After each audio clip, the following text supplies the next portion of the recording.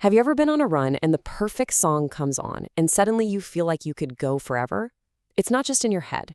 It turns out there's some incredible science connecting rhythm, our brains, and how we perform. So today, we're diving into the hidden science behind the rhythm of victory. Here's the game plan. We're going to start inside your head, looking at how your brain actually processes a beat. Then we'll see how that translates to music and movement. We'll even check out how you can train with rhythm. And from there, we'll get into the bigger picture, the science of pacing and some of the wild mind games that happen at elite speeds. All right, let's kick things off with the absolute basics. What is actually going on inside your brain when you hear a great song? I mean, it's automatic, right? A good beat drops, and without even thinking about it, you're nodding your head or tapping your fingers on the steering wheel. Well, that's not just you being fidgety. It's a fundamental part of how we're all wired. The fancy scientific term for this is rhythmic entrainment. It's this incredibly powerful, baked-in drive our brains have to just lock on to an external beat. Brilliant researchers have shown that our brain's activity doesn't just react to music, it literally syncs up with it, like it's falling right in step. And here's where it gets even cooler. It's not just a reaction. Brain imaging studies show that our hearing and movement systems actually predict when the next beat is going to hit. It's like you have a little metronome built right into your head, getting your body ready to move before the sound even arrives. Okay, so we've established our brain is basically a rhythm machine. But how does all that electrical magic actually travel from our ears all the way down to our feet? Well, it happens in a couple of main ways. Over here, we have spontaneous entrainment. This is the unconscious stuff. It's when your running stride just magically falls in line with the tempo of your playlist. You didn't try to do it, it just happened. Then on the other side, you've got instructed entrainment.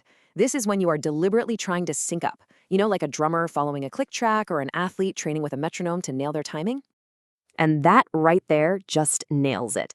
It shows you how incredibly powerful that spontaneous connection is. You don't have to think about it. Your body just knows what to do. It's like a neural shortcut to being more efficient. So that leads to a pretty big question. Can we actually hack this system on purpose? And the answer is a huge, resounding yes. This isn't just some fun biological party trick. It's a skill you can actually train to get a serious competitive advantage. Let's just look at this awesome study with tennis players. So researchers took a bunch of players and split them into two groups. One group just kept up with their normal training routine, but the other group, they were put through a special program focused entirely on rhythm and timing. The question was pretty simple. Could training their internal metronome actually make them better tennis players? The results were pretty staggering. The group that did the rhythm training saw up to a 15% jump in the accuracy and consistency of their forehands.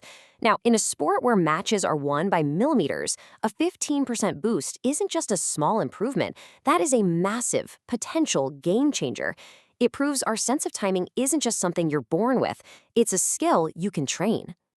Now, getting that micro timing down is absolutely critical, but it's really only one part of the puzzle. To really win, athletes have to master timing on a much larger scale. And that brings us to the science and the art of pacing. Think of pacing as your energy budget for a race. How are you going to spend that limited resource from the starting gun to the finish line? If you go out way too hard, you're going to crash and burn. But if you start too slow, you might finish feeling like you could have given more. The key to victory is finding that absolute perfect strategy. So what does that perfect strategy usually look like? Well, for the top endurance athletes, it's usually one of these. The most common is a nice, even pace, just holding a steady, consistent effort. Another really effective one is the negative split, which means you actually run the second half of the race faster than the first. And then you have the risky fast start, or positive split. The pros tend to avoid that one because it often leads to a pretty painful slowdown at the end. Okay, but here's where things get really, really weird. What happens when the information you're using to pace yourself is flat out wrong?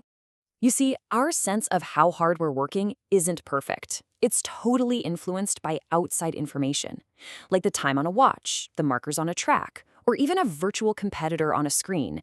And all of that feedback, it can be messed with. Take this. In one study, researchers secretly made the race clock run a little bit faster. The runners, thinking they were falling behind, just dug deeper. They pushed harder without even realizing it and ended up finishing the race faster. We see the same thing with cyclists who were given wrong info about distance, and with rowers who were tricked into chasing a fake opponent. In every single case, their minds tricked their bodies into smashing their own perceived limits. And this isn't just about sneaky technology. Just the simple presence of another person right there next to you changes everything. Suddenly, you stop racing against the clock and you start racing the human. Your whole strategy shifts. It becomes reactive, it becomes psychological, and it pushes you to a place you might not have been able to get to on your own. So, the next time you put on a playlist to get through a tough workout, or you feel the pressure of a deadline creeping up, just think about all this. It really makes you wonder, what are the invisible rhythms, the hidden clocks, and the unseen competitors that are setting the pace for everything you do?